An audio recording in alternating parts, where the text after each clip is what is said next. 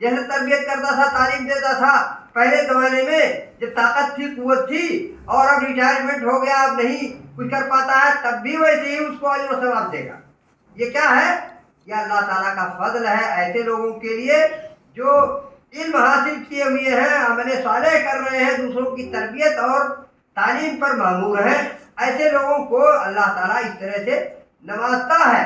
تو یہ نوازنا اللہ تعالیٰ کا، ہم اس کی قدر کریں اور وقت کو اپنے بہت قیمتی سمجھیں۔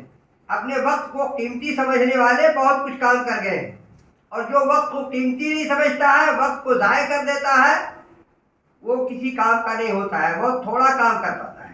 آپ نے پڑھا اور دیکھا ہے کہ ایک ایک آدمی کتنی بڑی بڑی کتابیں لکھ گیا ہے، کوئی 80 جلد کی کتاب ہے، کوئی 50 جلد کی، کوئی 40 جلد کی، اتنی بڑی بڑی کتابیں، اور ایک کتاب نہیں ان کی ملتی ہے بلکہ درجنوں کتابیں ایسی ملتی۔ تو وہ کیسے تھے، کیا کرتے تھے؟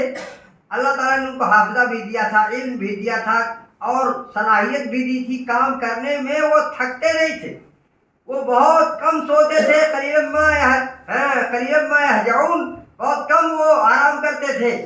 وہ جیسے تہجد پڑھنے والوں کے لیے ہے، تو ان کا تہجد کیا ہوتا تھا؟ ان کا تہجد پڑھنا، یہی لکھنا اور پڑھنا اور تدریس کرنا، یہ کام ہوتا ہے۔ کوئی ضروری نہیں ہے کہ وہ صرف صلاۃ پڑھتے رہے ہو تبھی وہ تہجد ہے، بلکہ اگر کوئی علمی کام میں بھی لگا ہوا ہے تو تہجد سے کہیں زیادہ جو ذاتی عمل ہے، اس ذاتی عمل سے یہ جماعتی عمل ہے۔ تعریف کرنا، لکھنا پڑھنا، تربیت دینا، یہ جماعتی انداز کا عمل ہے، اور آپ جماعتی عمل کر رہے ہیں۔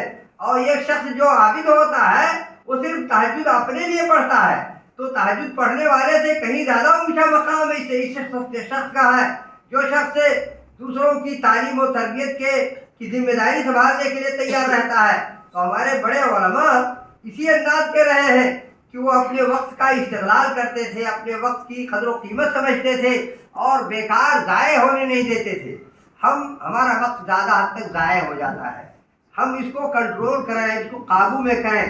ہمارا کھیلنا، سونا، پڑھنا، لکھنا، تربیت دینا، یہ سب عمل ہے، لیکن ضائع کہاں ہوتا ہے؟ ضائع بہت سی چیزیں، اب تو ایسی لایانی چیزیں بھی آ گئی ہیں جو آپ کے ہاتھ میں ہیں، اور اس کے ذریعے سے ہمارا وقت بہت سارا ضائع ہو جاتا ہے۔ اس لیے اس وقت کو، پہلے زمانے میں یہ چیزیں نہیں تھیں، لیکن اس کے باوجود ان لوگوں نے کیا، کتابوں کے لیے دور دور کا سفر کیا کرتے تھے۔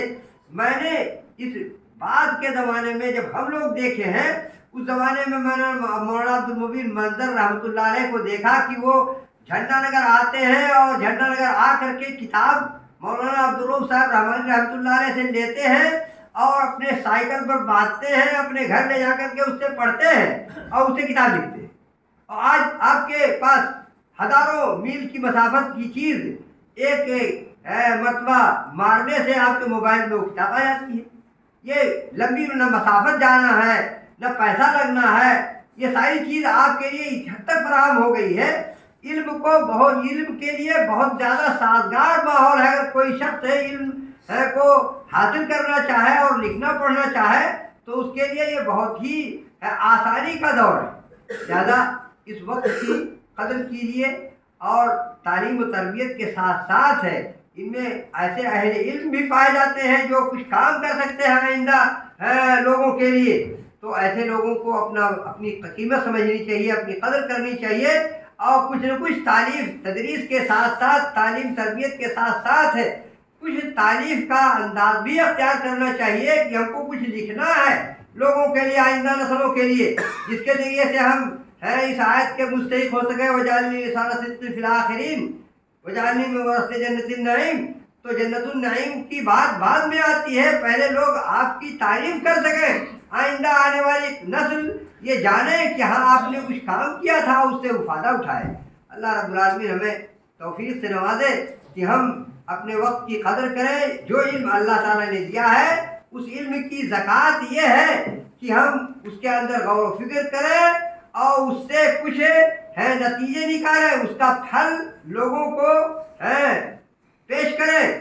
جو پھل اس کا ہے، وہ پھل یہی ہے کہ آپ اس سے استنتاج کریں، कम तरक अल-अव्वल इल आखिर, बहुत सारे लोगों ने लिखा पढ़ा, लेकिन उसके बावजूद आपके लिए भी बहुत सारा मैदान अभी खुला हुआ है।